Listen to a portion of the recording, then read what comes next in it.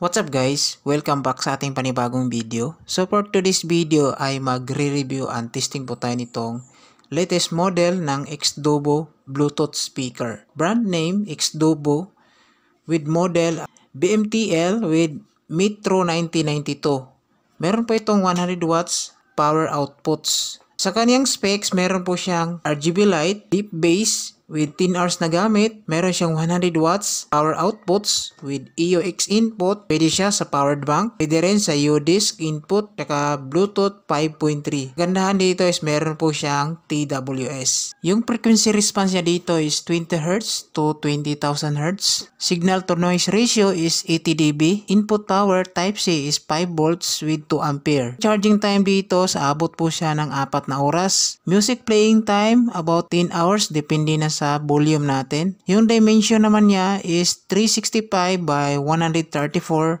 by 181 mm.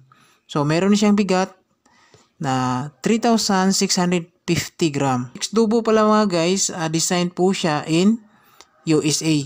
Pero assemble po siya in China. So inside the box, ito po siya.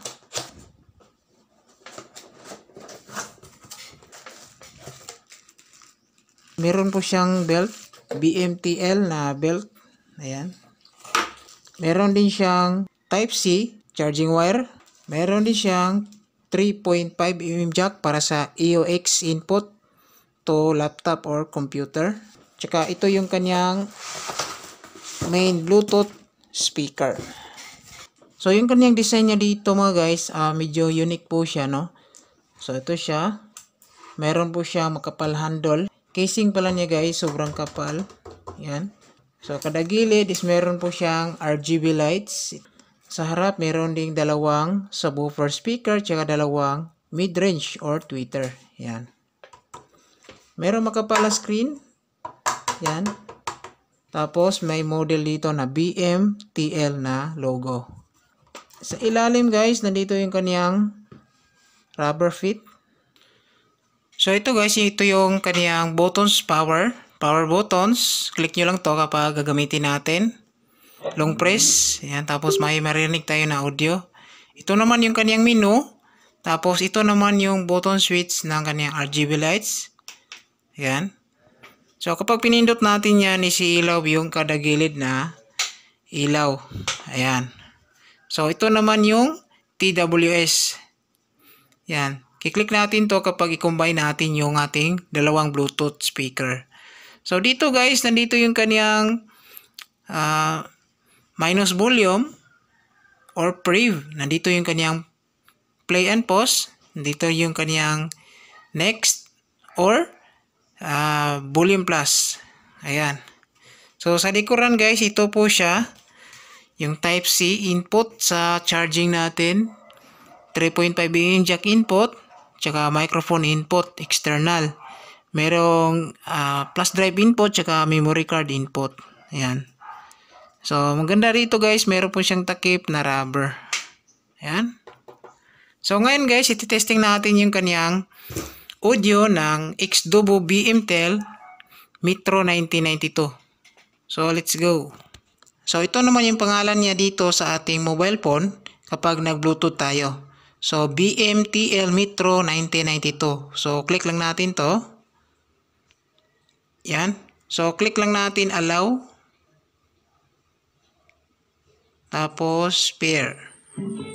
Yan. Kapag nag-pair na tayo, is makikita natin dito na connected na po siya. Tapos, mayroon tayong maririnig na audio dito. So, play tayo ng music. So, play tayo ng music.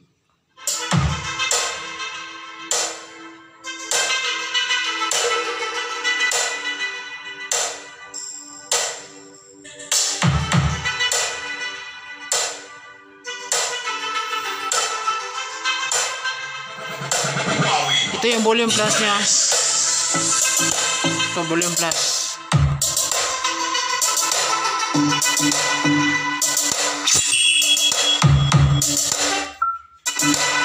So ito yun na yung maximum volume niya guys. Ito.